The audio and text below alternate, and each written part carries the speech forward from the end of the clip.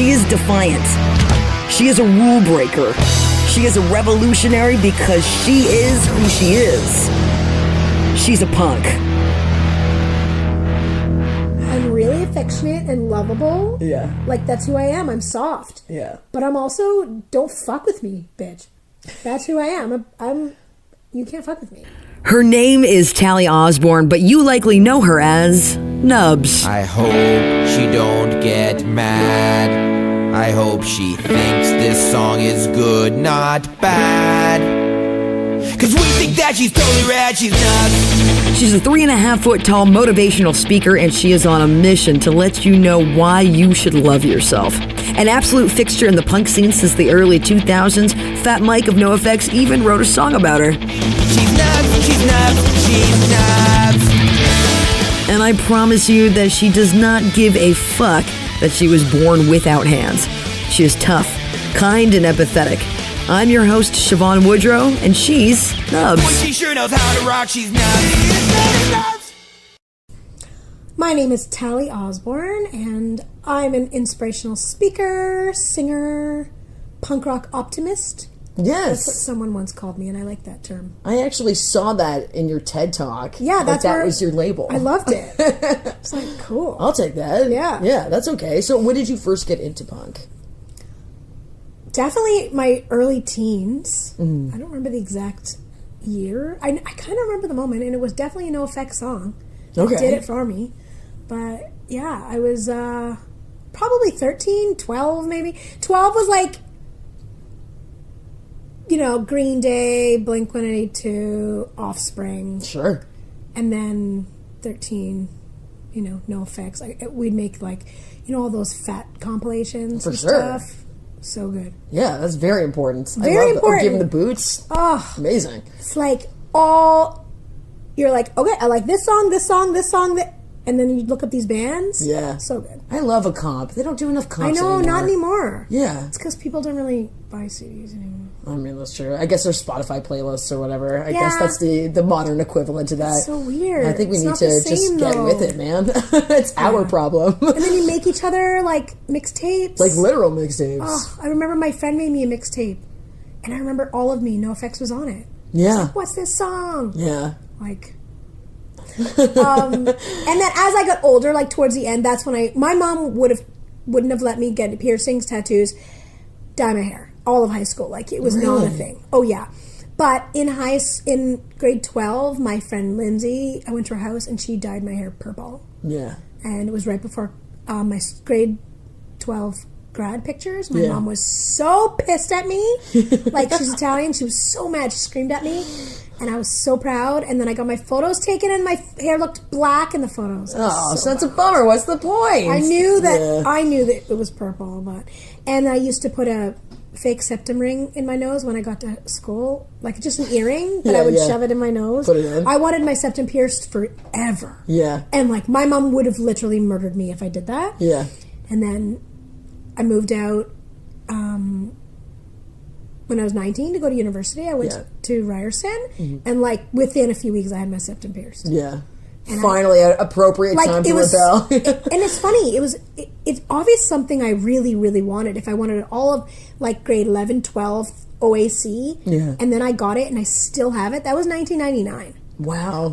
And I'm not going to say I started it, but I was definitely the only girl that I knew who had a septum piercing. And now there's a lot. Man. It's crazy. But I had a retainer. Do you know, like the one that looks like a course. staple? Yeah, that's what I had. And yeah, I had that, and I hid it from my mom for a while, and then my older sister, saw it, like a little, in a little glisten. Oh, yeah, 'cause when you can you're- see it. And she told on me, and my She mom, knocked you out? so annoying. But then my mom screamed at me a lot, Yeah. and then I didn't have to hide it anymore, and it was there. I got my was so septum happy. pierced when I was 15, and then I kept it up in a retainer for so long, and then I... 15? Yeah. Oh, my I mom's skipped scary. school. I skipped class in like grade 9 or whatever. Oh yeah, went to the big city, went to Toronto, got my septum pierced, and then kept it up for so long. And then one night I just forgot, and I came home. My mom was like, "What is in your face?" I wish I was that person. My mom was so scary when I was a teenager. Yeah, like, sure, I did man. it for the exact reason I was terrified. Yeah. And as Yeah. soon as I wasn't living with her, that's when I did it. First thing. But I was still terrified. Talli's relationship with her mom is adorable and honestly pretty integral to who she is. She is one of the most unique blended families that I have ever heard of. And not only was her family one of the major reasons why she decided to go to school for social work, but it's clear that it just had a huge influence on who she is. So, why social work? At the time, I really was fascinated with mental health, and I really wanted to work with mental health population, you know, like people who are on the streets, people who have drug addictions, and just mental health really fascinated me. So, and also, you know, there's another side to it. Like that's the real reason. But the other side is you're 19 years old, you have really no clue what you want to do. Mm-hmm. And again, your parents are pressuring you to decide what you want to do with your life. It's such a crazy thing. Now that I'm old and I have stepdaughters and I'm just like, why do we think? I don't even, like, I know who I am now, but like, it took till recently. Yeah. Do you know what I mean? Yes. And I don't get how we're supposed to make that decision. And I remember my friend took a year off and my mom thought that was so horrible. And I'm just like, how on earth do you know? And I felt like so pressured by the guidance counselor and my parents. Decide what you want to do. Where do you want to go to school? What do you want to... And I thought to myself, I think I could get in for social work. Like it was, I would love to do this. And because of my family, I don't know if you've researched enough to know about my family. No. But I'll tell you about that in a minute. But because of my family, the way I grew up, being adopted, and also some of the volunteer work I did, I thought I could get in. I wasn't super... My grades weren't A's. Yeah. They were more like C plus and B's. Sure. So I was like, I think with my grades are not going to get me into university. It's going to be my life experience and my volunteer experience. And kind of I was strategic about it. Yeah. So it was one of those like, yeah, I'm interested in this. I can do that. And I had a plan. I was like, I'm going to get my bachelor in social work and then I'm going to get my master in social work. And I'm going to no, did not happen. I did not get my master's. Oh my God, I can't even think of going to school that long. But yeah, so it was a little bit of a strategic, like, think fast, Talli, think fast. Because it's stressful. Yeah, I know. It's a lot of pressure, and the months are going by, and you have to apply, and you have to get in. Yeah. You can't just choose and do it for fun. No, you really can't. You have to get in. And I wrote a really amazing paper about my family and how I grew up with such a diverse family. So my family story is my parents had one biological son, my brother John, and then they adopted 19 of us. What? Yeah, 10 girls and 10 boys, and we were all different nationalities. I always joke that my family was like the United Nations. So we had like black brothers and sisters, Chinese, Vietnamese, indigenous siblings, like what? Different some special needs, some developmental special needs, some not, some able-bodied. And like, I was like, this, if I tell the story right, because who lived that life? None, no, only your family. Right? Yeah, that's so unique. That was, and at that paper, I think that paper, and I'm a really good writer. Yeah. So I thought that paper, I can get myself in with this paper. Nobody told me this, but I know that paper got me in. Yeah. Not because of my family, but because of my writing on how... Yeah. Perspective. My perspective on, like, you know, growing up with such a diverse family and how I learned at a very young age to be accepting of all people. Yeah. You know, and the punk world. Being in that punk community, you learn that, like, everyone is so different because everyone in the punk community is like, we don't fit into anywhere else, right? Mm-hmm. So you're not different because everyone's different. Yeah. And that's kind of was my life. Everyone was different. Everyone stared at us all the time. Yeah. And it was like, I was always wanting to fit in. It was like, that's my earliest memory is wanting to fit in. You know when people have their cliques or their little groups? Yeah. I wanted that so bad. Yeah. And then when I started being part of the punk community and like just kind of figuring out my own, I was like, I don't want to fit in. I want to stand out, you know? And that's when I started coloring my hair and like buying clothes that really accented my body instead of like baggy clothes that kind of hid me. Yeah. You know, like I was like, why did I want to fit in? I can't. Yeah. I can't fit in. I'm never going to fit in ever. You know, you knew me before I knew you. Yeah. People know me. Like people really know. I can't, and forget about the Nofx song. We'll get there. Sure. If even without that, people knew me. Like I'm recognizable. All right, I just want to take a second to explain why Talli is saying that, because without context, it might seem like kind of a weird statement. People really do know who she is.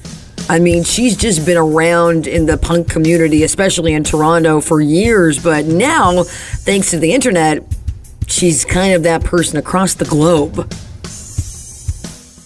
Fucking stand out. The opposite, you know? Let your differences sparkle. Like, instead of just kind of like trying to hide, like, I want people to notice me, you know? Because they're already noticing me. Yeah. And I once thought of this line, and I made postcards, and it was like, people are going to stare. Give them something awesome to look at. Because they already stared at me. Yeah. I've always been stared at and looked at and whatever. We all look at people who are different, right? Yeah. But I'm like, give them something awesome to look at. Yeah. When they look at me now, I smile and I'm stoked to be alive, and I don't know if they're staring at my hair or my outfit or the fact that I have no arms. Yeah. Or my scooter. You saw my scooter. Yeah. It's covered in skulls and purple and pink. It's so sick. You know what I mean? Yeah. So that's kind of... Actually, because it's a podcast and there's no visual reference, can you describe the way that you look? Oh, yeah. There's that. It's pretty important. Okay, so I am 3 foot tall.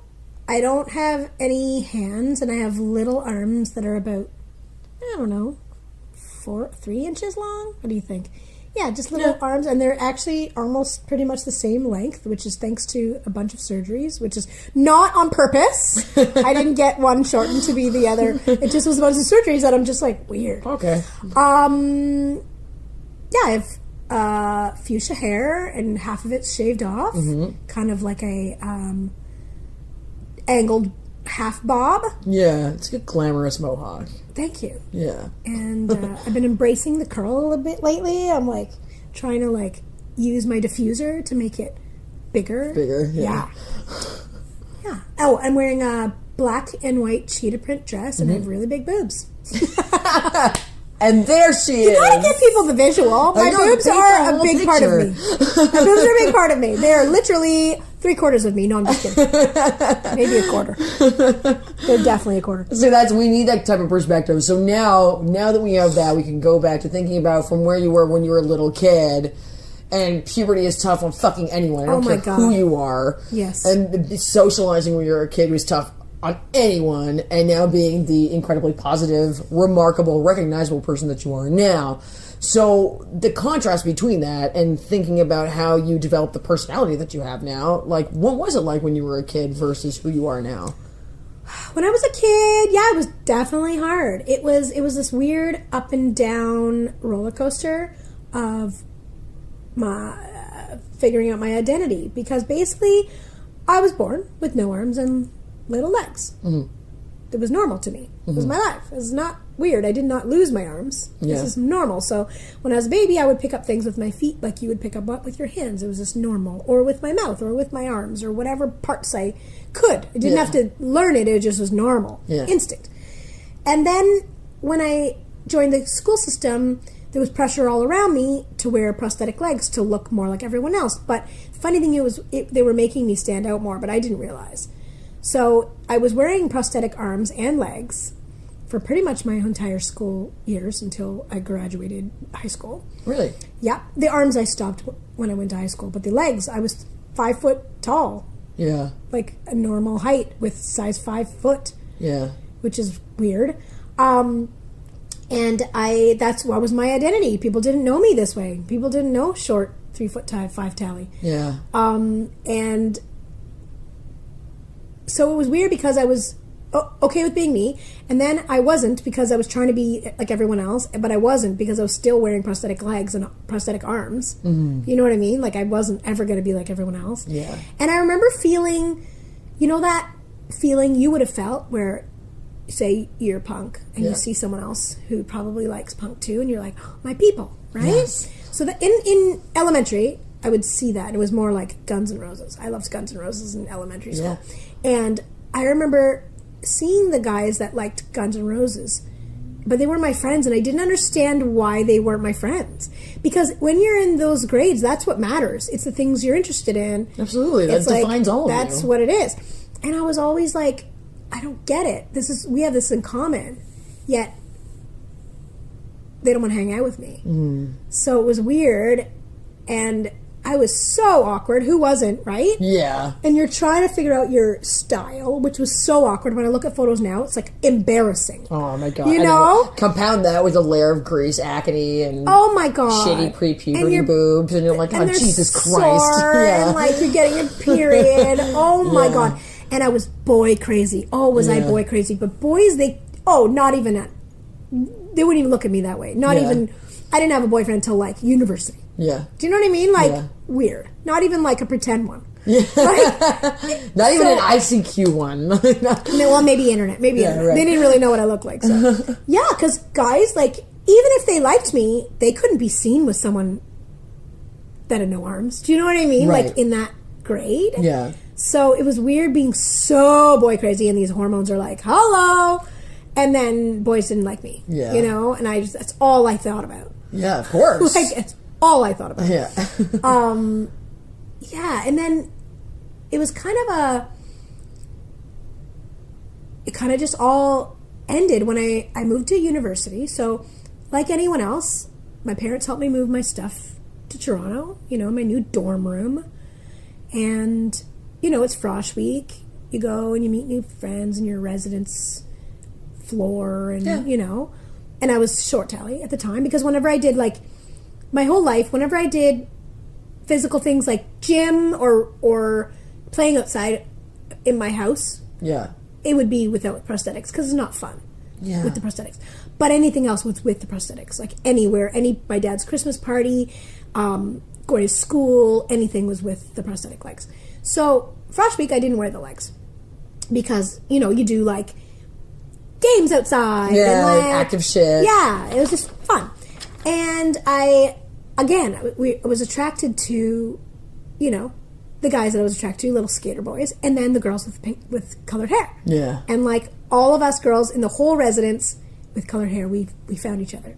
That's so nice. It was so cool. You know, when you just, and it's funny because it's not it's not what mattered. It wasn't the colored hair. No. It's just that you know you're like-minded. And you were. It's a symbol from a distance. I'm still friends with these girls. Not all of them. Really? But a couple of them. That's so nice. You know what I mean? Yeah.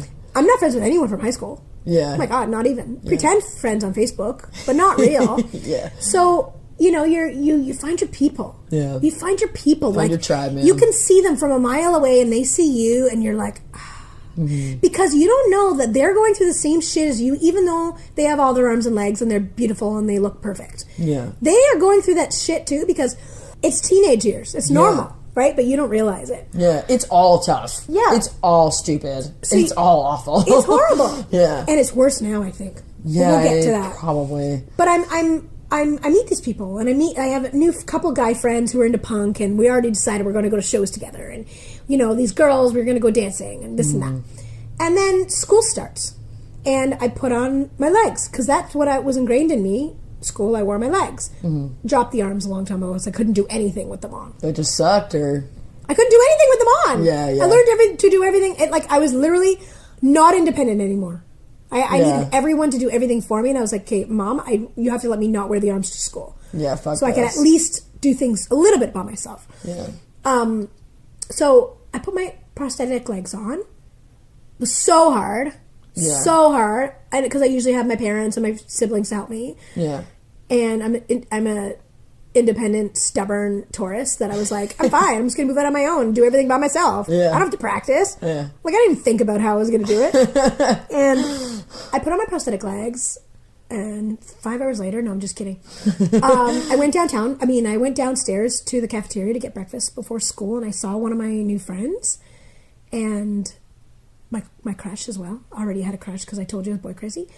And I don't remember exactly what he said, but he saw me and he looked at me weird. Like, all of a sudden I was 5 foot tall. Yeah. That's not what people expect. Well, because he met me already and I was like running around in my little like size 1 shoe. Yeah. And his face was like, whoa, like what the heck are you doing wearing those? I don't remember if that's what he said, but it was along the lines of, what are you doing wearing those? You don't have to. Yeah. It wasn't that, but it felt, that's what I remembered. Mm-hmm. And I was like, I remember whatever he said made me think, I don't have to wear these. Why am I wearing these? Mm-hmm. Why am I wearing these? Yeah. Like, I don't understand why I'm wearing these. Like, it literally made my brain like a light bulb. It was an actual light bulb that was like, why? Yeah. And I had to go to school, so I wore them. I went home after school and I took them off and I never put them on ever again. Really? I don't even know where they are. Wow. And I didn't have any good clothes because, you know, you have your style clothes, right? You're like comfy clothes for outside. For hanging out at your house. And then you have your like clothes. Outdoor, going to the universe. So my universe clothes were all for Tall Talli. Oh, yeah. But I'm downtown Toronto, near Yonge and Queen. Yeah. I'm like, let's go shopping. Yeah. So I went shopping and I bought new clothes that accented me, my body, like my style, but also my actual body. Yeah. My 3 foot tall, curvy, big butt, big boob body. Yeah. You know? But yeah, I bought these shoes and I bought new clothes. And I remember my friend Andrea, one of the girls with pink hair or colored hair that I'm still friends with to today, she made me a pair of pants because pants were so hard for me. Sure, yeah. And I had the best style. And I was me. And it was weird because, you know, when I said boys didn't look at me? Yeah. I swear to you, the boys were lining up after that. Really? I don't know what happened. Obviously, I was showing off my sexy body more. Yeah. But it was the confidence, I think. That's what I'm saying. My body was there before. Yeah. You know, doesn't matter what clothes I was wearing. And I always had cool style. Yeah.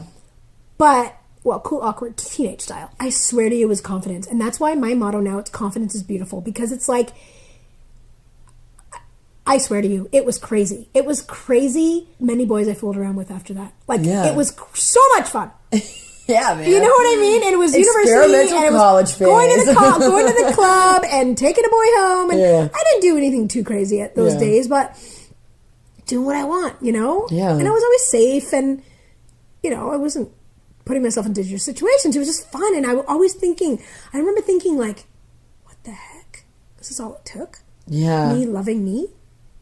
Isn't that crazy how you could have like access to this element and part of you the whole time? I know. I think everyone does, but some people will never ever find it. And that's why I'm doing what I do, because like I want people to find that because it's the best. Yeah. And I still have shitty days, and there's days I don't feel like I'm sexy, and there's days where I want to like throw a TV. Do you know what I mean? But like, find me a person who doesn't feel that way, though. You know? Yeah, but it's like I haven't looked back. Like I really don't remember ever not loving myself since then.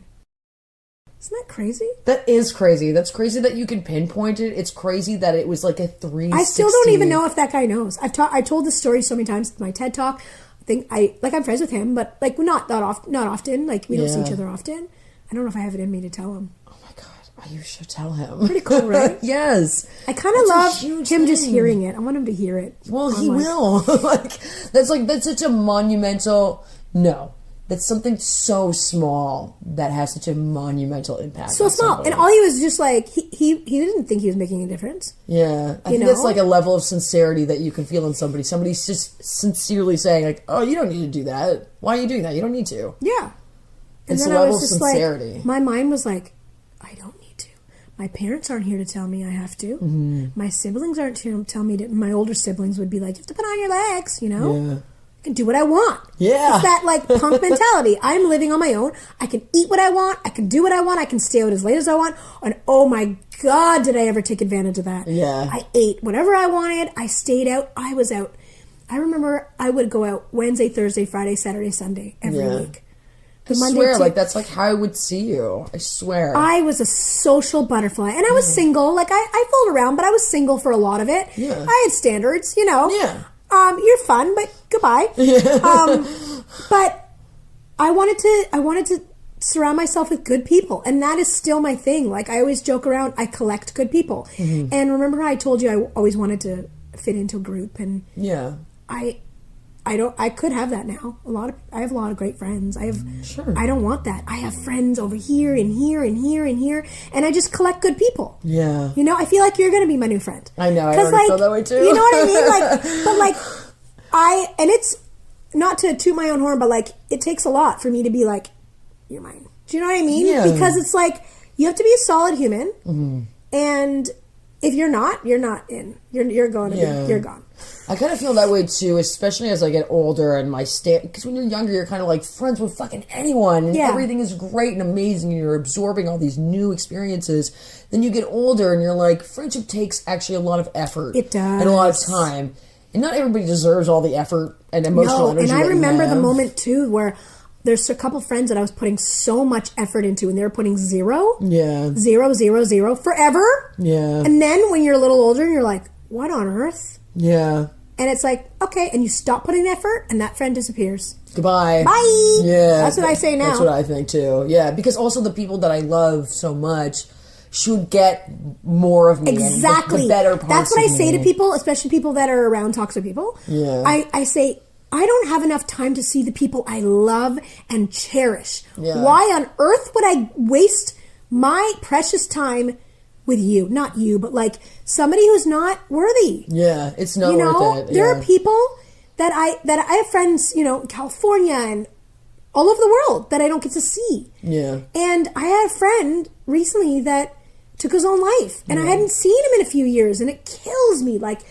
and I actually pride myself that I am a good friend. I do put the effort. Like, I am that friend that'll write you out of the blue and be like, hi, just thinking of you. Yeah. That's it. And I try my best, but as I get older and life gets harder, because life gets harder as you get older, people don't tell you, it's harder. It's hard. Yeah. It's hard. And I notice, like, with that friend and my friend I saw last night, I'm like, have we not seen each other in so long? They live hours away. Both of those friends live hours away. But still, it's like... And I do collect good people, and I have a lot now. So it makes it a little more difficult. But That's a good problem to have, though. it's great. I'm so fortunate. I have, like, the best friends. Yeah. We spoke about all types of relationships, friendships, romantic and otherwise. And thinking about what we value, I asked Talli about her relationship with herself, why she thinks it's so important to love yourself, a task that so many of us are still kind of working on. I feel like loving yourself has come very naturally to you or very easily to you. And, like, I don't know if I'm making that up, but it feels like this was, like, an easy trip for you. It wasn't... But it happened, when it happened, it was full throttle. Yeah. But growing up, it was hard. Yeah. I did not really love myself in high school. I just saw the way people looked at me. Yeah. And the things that people would say. And, I was bullied. I was made fun of. Sure. The people I would hang out with, we had nothing in common. We were just the people that no one else wanted to hang out with. Not always all of high school, but like grade 7, 8, like there were friends that I knew I should be friends with because we had so much in common. Yeah. But yet I was friends with the people no one wanted to be friends with, and we had nothing in common. Right. It was better than having no friends. Yeah, you don't want Or we weren't even friends. We would just do school projects together because we had to. Yeah, right. And you're just a sociable person. So and I had friends, Yeah. but then grade 7 hit, and like they couldn't be my friends anymore because they're way too cool. Right, yeah. And they're part of the cool girls, and I wasn't. Yeah, right. And the boys would think they were not cool if they hung out with me. And don't you think that, like, that kind of feeds it, again, that, like, that lends itself to being a part of the punk rock community just, almost immediately. 'Cause Totally! We were all that. We were! And then we all just came together. I know. It's amazing. It's amazing. kind of incredible. Like, I'm so glad that punk rock serves that purpose socially, where it's like... And no one have a looks at you place. different because everyone's different and weird. It's so true. It's the best. So do you think that that's why becoming a motivational speaker was just like a natural fit for you? Like, you are so positive, you're so outspoken, you're not shy at all. If you are, you're putting up a good fucking I'm not front. shy. Yeah. Definitely not. I think it was a good fit, but I fought it for years. Why? I fought it and I fought it and I fought it because I did not feel like I was an inspiration. I thought it was a farce. I thought that was not real for me to be like, I'm an inspiration, because I did not feel like an inspiration because I was just doing what you were doing. Yeah. And I didn't understand why me putting on my coat to go out into a blizzard was inspirational. And it fucking pissed me off. Yeah. And I hated it. And I hated it. And I hated it. And it made me want to barf. Yeah. And I'd be out at a party, like a club, dancing. And someone would come up to me and like, oh, so good for you for coming out. Good for you. And I'd be like, I'm just dancing with my friends. Fuck off. you, yeah. Do you know? And Yeah, I do. I and- really understand that, actually. and it was like, wow, you're at the grocery store. Oh, you're amazing. I'm like, I need fucking food. like the most simple, banal task. Right? Just feel like I'm just fucking living. I don't get it. Yeah, so right.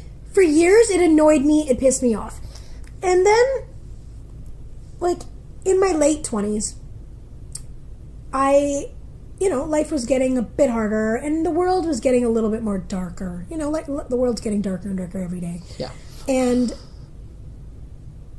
it was this 2 different things that happened in the same week Okay. that made me realize something. So, I'd always like I just said, inspire people in the dumbest ways. Me going to the grocery store, me going dancing, or me putting on a coat. Those are my 3 examples. And this one week, I did 2 things. I went to the bank to set up an RSP to be an irresponsible person that my mom wanted me to be. Yeah. She was bugging me to set up an RSP like a good responsible adult. So I set the appointment up, and I went to the bank. You know, when you're like, oh, I have an appointment with blah, blah, blah. And they're like, oh, right this way. And they brought me to this office. You know, when you go into the back of the bank. And office. A little room. Yeah. So I park my scooter, and I hop off the scooter, and like right away the lady is like super awkward. Like as I jump off, she's like, ooh, I would help you. And then I was like, I'm good. And then I grabbed my purse, and she's like trying to help me with the purse. I'm like, no, I'm good. You know, I'm good. And I go into the bank, her office, and I hop up in the chair, and she's all like, you know, how can I help you? Yeah, and I'm like, everything's cool. So she's like, can I have your bank card? I'm like, cool, yeah, here you go. And I pull my wallet out of my purse and pull out the debit card with my teeth and hand it to her. And she's like looking at me with like amazement, and I'm just like virtually rolling my eyes in my brain. Yeah. Like, I'm just pulling my bank card out because you need it. Yeah. I don't know how you expected me to get it out in the first place, you know. Like will it out with your brain. Right? And so she starts typing on the keyboard, like bringing up my account. And then out of the blue, she just starts sobbing. Like crying her face off. Like someone died crying. Not emotional. I've had emotional. Yeah. And it was so awkward. And I was like, and she's like, you're just so positive and amazing. And I'm always so down and I have a hard life. And like, I can't understand her. She's like dying.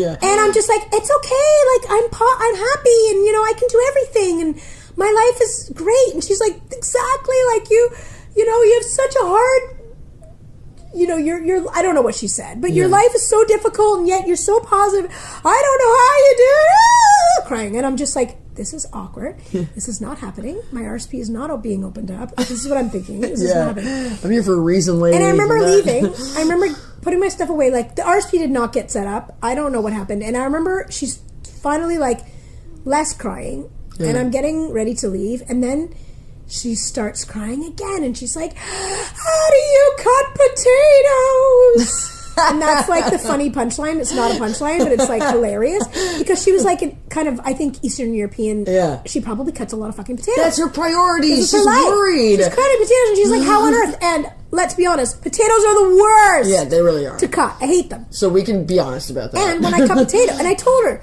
I hold a knife just like this, and I hold it for the viewers who cannot see me. I hold the knife between my chin and my shoulder, and I rest the handle on my shoulder blade, and I cut. Now, there's always a welt on my shoulder blade because potatoes are the worst. Yeah. But the most delicious. Second time we're talking about potatoes.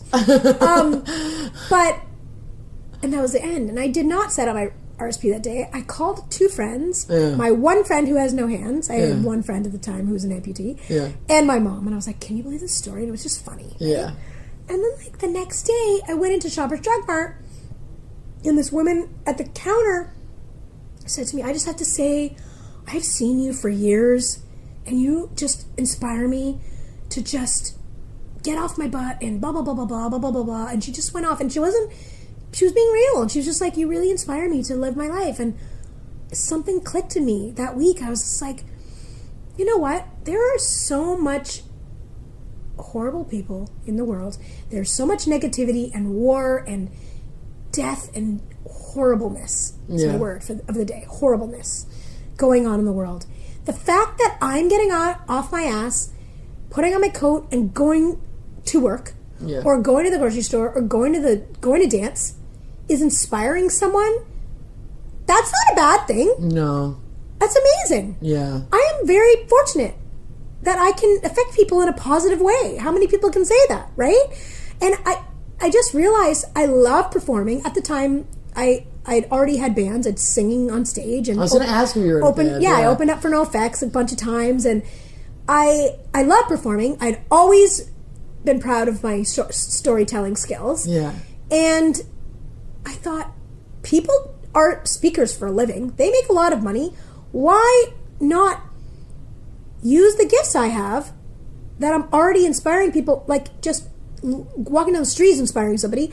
Why not make people laugh and inspire people and open people's minds to possibilities? And also, people assume things a lot. They assume the worst for people like me.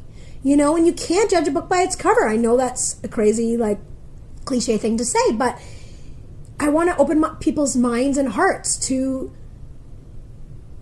how it could be. Yeah. And why you shouldn't feel sorry for me. Yeah. You know, and I didn't start being a speaker for a while after that because I didn't know where to start. But I realized this is what I was put on the planet to do. And my first time ever speaking, my first and then second. My first was a little one. Second was a big one. It was the most incredible feeling of my life. I just knew it was what I was put on this planet to do. Really? And sing in front of lots of people. But, Yeah. But yeah, when I speak in front of audiences and I speak in front of youth and whoever, and then they come up to me after and they have tears in their eyes, or they're just so affected by what I said, and they're just like, I've always been ashamed of this, or I've never felt comfortable being a tomboy, or, I never liked my black hair, or whatever, but now because of what you told me, or because of this story, or because of that story, you inspired me to love myself, or you inspired me to do this, or there's a lot of different scenarios, but people come up to me all the time, or they write me and they're like, I saw you speak once upon a time, and I just have to tell you, you inspired me this many years later to do this. Right? Yeah. It's amazing. It's incredible. Like ridiculous how incredible that feeling is and how lucky I am. Mm-hmm. So, yeah, it was definitely a process of me being like, fuck off, I'm not inspiration. And then realizing, like, why not put positivity into the world? Does punk rock influence your motivational speaking? Do you feel like you're at a show? Do you feel like you're in a band? Do you feel like you're able to, like, get a crowd going through motivational speaking? Totally. Yeah. Yeah, like I always start off like, how's everybody doing today? And it's like, yeah. And I'm like, what was that? Let's try that again. How's everybody doing today? And then they start screaming. And it's like, that's what punk singers do. Yeah. That's exactly what they do. So yeah, you're right. I never really thought of it that way. Yeah. And I'm a singer too. So I've sang in punk bands, and so I think definitely a lot of that gives me the confidence to be on stage, and you kind of go into a zone when you sing. And when I speak, I go into a zone too. I don't even think about what I have to say. It just comes out. Mm-hmm. So it's definitely similar. And I think also just telling people, like when I speak to youth, when I think about those high school and middle school, and mostly high school, and when you think you're the coolest, yeah, and you're not, and I say, like, there's certain ones where I get really passionate, usually like grade 9, 10, and I'm like, the things you think the things you think are important right now, they're not. I promise you, you're not as cool as you think. Yeah. And like, because you think, not me, but the people that are like the cool people, yeah, who are bullying you, they're not cool now.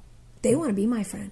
Yeah. I don't want to be their friend. Yeah. You know what I mean? Like, yeah. I'm only kidding, but like, how the tables turn, right? Man. Let's be serious. And I want them to get that, like, I say to them, you will find your people. You may have these friends now, you think they're your friends and cool, and they may be for a long time. But if you think you don't fit in and you think you're different, just please continue to embrace those differences, because I 100% promise you will find your people, and they will have those weird things that you have too. Mm. And you won't be weird, because you're going to be the same. Yeah. It doesn't matter if you're punk, it doesn't matter if you're a nerd, you will find those people. Yeah. It may not be now, it may not be till university, because that's usually, high school, you're kind of stuck with what you have, yeah, right? That's really, to me, because that's part of being punk, like just being who you are and saying, fuck it. Yeah. And then you find your people.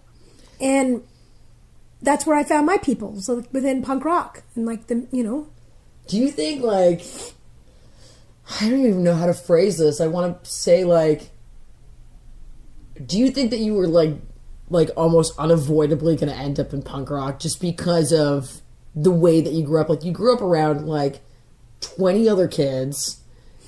Like, the funny thing is, I definitely think it was unavoidable. Yeah. I don't know why, but even as a young girl, like, I had a lot of siblings, right? Yeah. But the siblings that I got along with well were the ones into rock and roll. Yeah. My brother John, my sister Phyllis, my sister Liza, they loved Guns N' Roses and punk and rock, and even as a young kid. And I wanted to be like them. And my sister Phyllis would dress me up kind of like Cyndi Lauper, Madonna styles in the 80s. And we did model photo shoots. Like I was like 8, 5. You still shave half your head. You know what I mean? Like, it's funny to think I was this person then. Yeah. I just didn't know it yet. Yeah. And I remember like buying, like having my first like punk tapes and Guns N' Roses tapes and CDs. And I was young. Yeah. You know, and you're right. I was a misfit right away. I was given up at birth.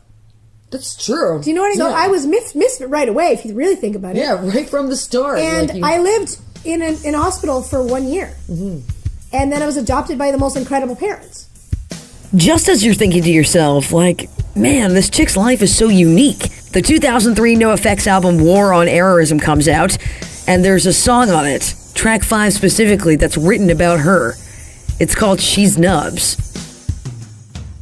So 2001, Yeah. NoFX came to Toronto. I bought tickets, just like the average schmo. Yeah. And went with my friends. And it was weird. I'd seen NoFX before. I'd seen lots of shows at this point. But this night in particular, I said to myself, tonight I'm going to meet NoFX. I don't know how. I don't know why. I just told myself that. And I was never a starstruck person. I wasn't like, oh my God. I just felt like tonight was the night. Yeah. It's happening.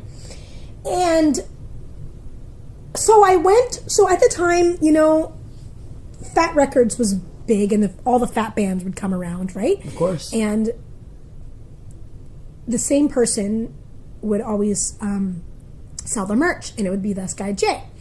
And so I went to the merch booth, and I saw Jay, who I'd met before because he was there with, like, Lightweight and whoever else, right? And I said to Jay, he's like, hey, how's it going? I'm like, I need to meet the band tonight. Tonight is the night. And he was like, hold on.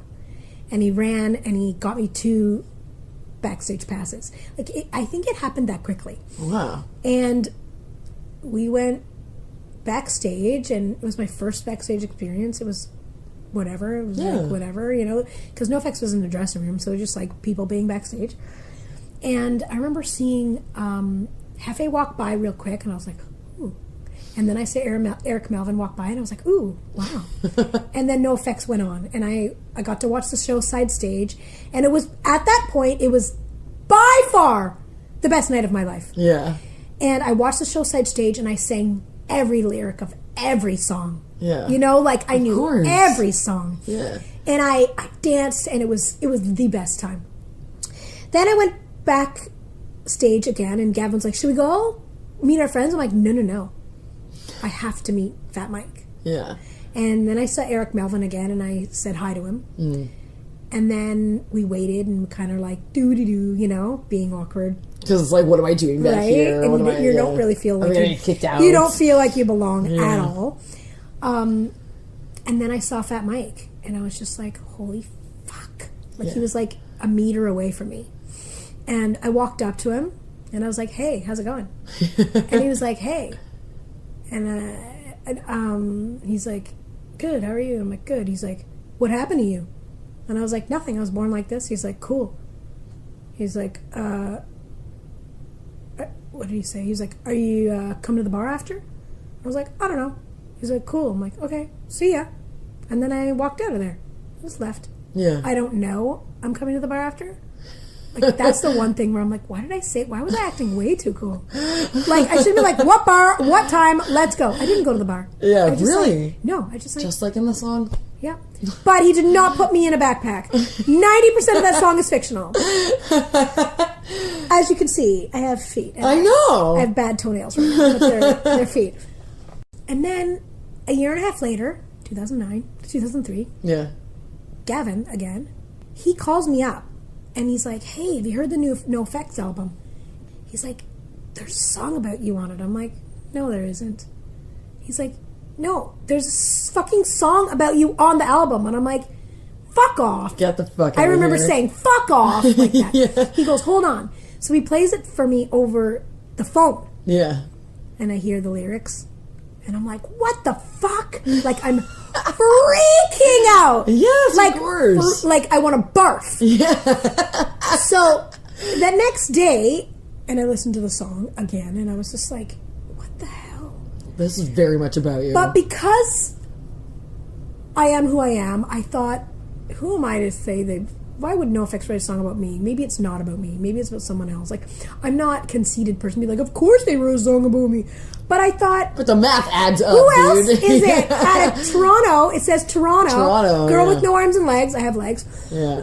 He took some, like, artistic liberties with did. you. Definitely.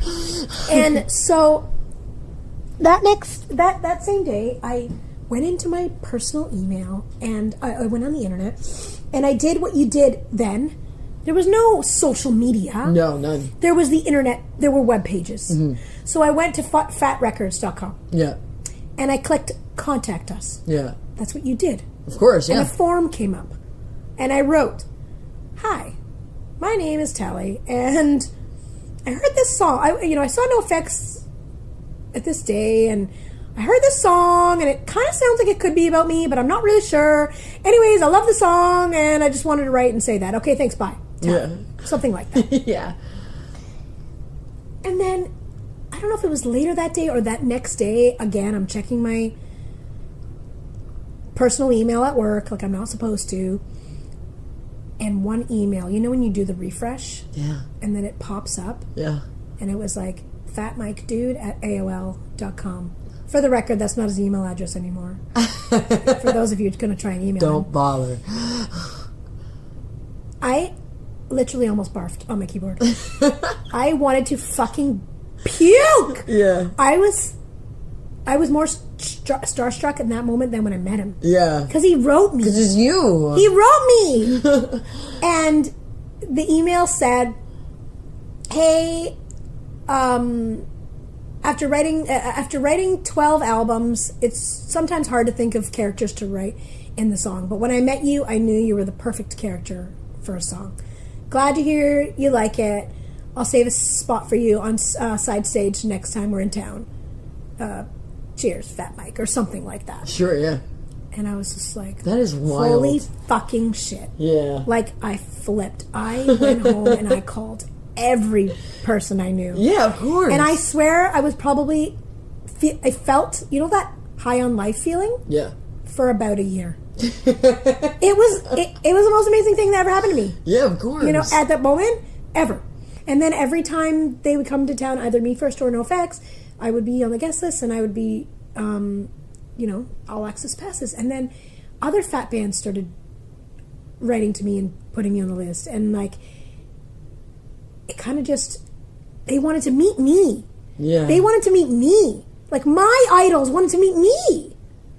It's crazy. What? Yes. It was like, what universe are we in? Right? No, it was a weird world where Yeah. I'm just like, I'm backstage at one of my, like, say, Lagwagon. I'm like, Joey Cape is a good friend of mine now. Yeah. What? Like, do you know what I mean? Like, it doesn't feel weird because he's a friend, but But it is weird, dude. to think about teenage Talli and like, high school Talli, when I first heard Nofx song, did I ever think I would go on vacation with Fat Mike? No, I did not. No. Not even a chance. So, yeah, it's amazing. That's such a wild ride. not a lot of people get to hear that story in detail like that. Oh, well. It's a pretty good one. Thanks. It's fun to because tell. I like it. Because it's like, it's real. Yeah. Because it's not like, it happened exactly the way it should have. Like, it was like, and that's why in the song, it's like, I hope she thinks this song good, not bad. I hope she don't get mad. Yeah. I hope she thinks the song is good, not bad. Because they never talked to me. Yeah. They never wrote me and said, hey, is it cool if we write a song about you? Hey, just a heads up, we wrote a song about you, because they didn't know my name. Yeah. He didn't know my name. So, like, was your nickname Nubs before that song? No! Really? So, that being said, I'll tell you the post-song story. So, basically, all of a sudden, I would have, every show I would go to, it was like, Nubs! Oh my god, excuse me, are you Nubs? Excuse me, I don't want to be rude, but are you Nubs from the Nofx song? Yeah. Yeah. And they, excuse me, can I please give you a hug? Oh my God. Oh my God. And I had to embrace this nickname. I did not have a choice in the matter. Man. There's people that didn't really, either weren't into NoFX or punk rock or just didn't get Fat Mike, and they'd be like, aren't you offended by that song? I'm like, Fat Mike wrote a song about me. Yeah. I don't give a fuck. But what I would say to them is, some of it sounds offensive. How does she get in and out of tubs? She may slip on a banana, blah, blah, blah, He's making fun of me for a bit, but that's what he does. To everyone. That's what he does. It's not exclusive to you, It's right? an honor to be made fun of by Fat Mike. But also, I say to them, look beyond those words. Yeah. This song is more than that. You know what this song is saying? It's saying, you may not be able to do these things. You may not have arms and legs. But you come to shows and you rock outside stage and you sing all the songs, and that's what fucking matters. So who gives a fuck? Yeah. That's what the song's about. It really is. That's like how the song wraps up. That's what it's about. Yeah. Like, who cares about the other lyrics that are hilarious? Yeah. Do you know what I mean? Yes, an average person may be offended by some of these things. I do not offend easily. It's also not their experience to be offended by. No. It's yours. Totally. It's just about you. But they're always surprised that I'm not offended. Not actual punk people, but like people that hear the song. And it's really cool where, and I talk to people when I speak and I say, don't feel bad for me. I have an awesome life. Like, I have fans all over the world. You really I do. did nothing. I did nothing to do to, it's not like I did have a cool punk band, but I didn't get these fans by having a punk band. I was just me. And that's so crazy. Actually, speaking about, you did a fucking TED Talk, which is pretty remarkable. There's been a lot of remarkable things in your life, but a TED Talk is like, that's a thing. It's a life event. Thank you. I felt very proud of that, actually. Yeah, you should be. That's I incredible. feel proud of it. And that was in like 2015, right? Yeah. Yeah. Yeah, because that's funny, because I quit so I basically worked at Virgin for almost 8 years, and I started doing a little bit of speaking while I was working there, but I just couldn't get it off the ground. Mm-hmm. And one day I had an iced coffee. I don't drink coffee. Mm-hmm. So I had an iced coffee, and it made me gave me liquid courage. Yeah. And I was like, that's it. I was really hyper. I was like, I'm going to quit my job. I'm going to quit my job. And I thought I had to quit my job to be able to do this. Yeah. Even though I always told myself, never quit your job if you don't have another job. I'm struggling still. It's like financially, but I never look back. So you kind of just have to go with your gut.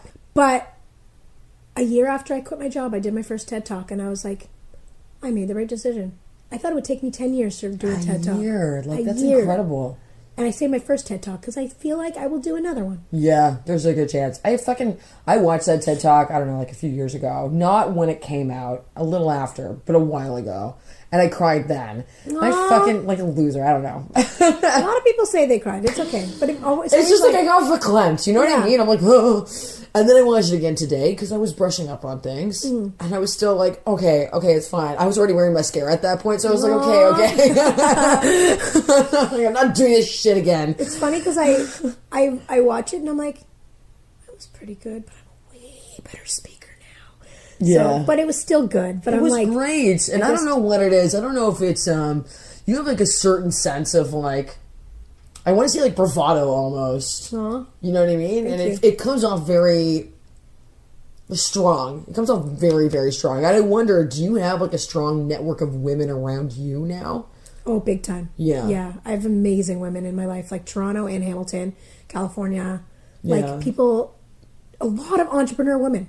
Women doing their own thing, going outside the box, like making things and creating and making music, and it's amazing. You know what's really incredible is that every single interview that I've done with all of these different punk women that are vastly different from each other, all do very different things, are all entrepreneurs. I know. And it's funny because as I get older, I have more and more friends who are. Yeah. Most of my friends are. I think it's like a DIY punk rock kind of like work ethic. As you get older, just naturally translates into like, oops, I'm business savvy by accident and I did not fucking mean to. Yeah. And we don't fit inside of the 9 to 5, Monday to Friday, look like everyone else, dress in a, business attire way. So you have to find a way. And it's funny because instead of thinking, this isn't the world for me, I tried so hard to prove that I was good enough to be in that world, in that corporate world. And then finally I'm out and I'm like, oh God. When my bank account is in overdraft, I still don't look back. Wow. I still don't look back to being in that corporate world. Yeah. I mean, I think that's so fucking cool. I really do. Thank you. Do you have any advice to young women specifically who feel like they struggle with fitting in? Totally. My advice is you will find those people who are your people. Don't give up who you are to try and fit in. Because who you are is who you are. Embrace it. You know, don't just be casual about it or just like, oh, you know, whatever. Embrace it. Let your differences sparkle because you should stand out. You should let the world know who you are because you're going to attract those like-minded people. You don't want to pretend to be someone else and then attract those people and they're not even who you are. That's not who you are. So you're attracting people that aren't even like-minded. Be who you are and you will attract those like-minded people. It may take a while because life is hard. Yeah. And you know what? Nobody told me that. Nobody told me how hard life is. It's hard. Yeah. And it gets harder. Yeah. It gets harder every day. Like, you know, you lose people as you get older. It's like death is hard and you lose cats. It's like, but you just got to keep going. And I'm so happy to be alive every day. Do you still feel like a punk? 100%. Oh my gosh, more than ever. I think it's funny when people come up to me, oh, I used to listen to punk. Oh, I used to listen to Nofx. I'm like, I still do. I still go to shows and I still listen to punk all the time. And I feel like a punk in my soul and in my heart. You know, I'm still like badass and I do my thing and I think I'm more than a punk than I ever was before. That's it. That is another one. Thank you so much for listening, and thank you so much to Talli Osborne. If you would like to know anything about her, learn more about her, or follow her on social media, I'm going to have everything that you need to link up with her in the show notes so you can follow her there. And if you like She's a Punk, then just please subscribe and just share it with all of the women around you. Because, you know, we're building a community here, man. I always say that. We need you to participate to make this thing happen, dude. So just share the podcast, tell a friend, rate and review the podcast, and also follow us on Instagram at She's a Punk Podcast. Super easy. But honestly, the most important thing is that if you know someone, or maybe you are an incredible woman, get in touch with us. Go to she'sapunk.com to contact us because we want to talk about you and your work. Can't do it without you. Thank you so much for listening. I'm Siobhan Woodrow, and I'll see you again soon.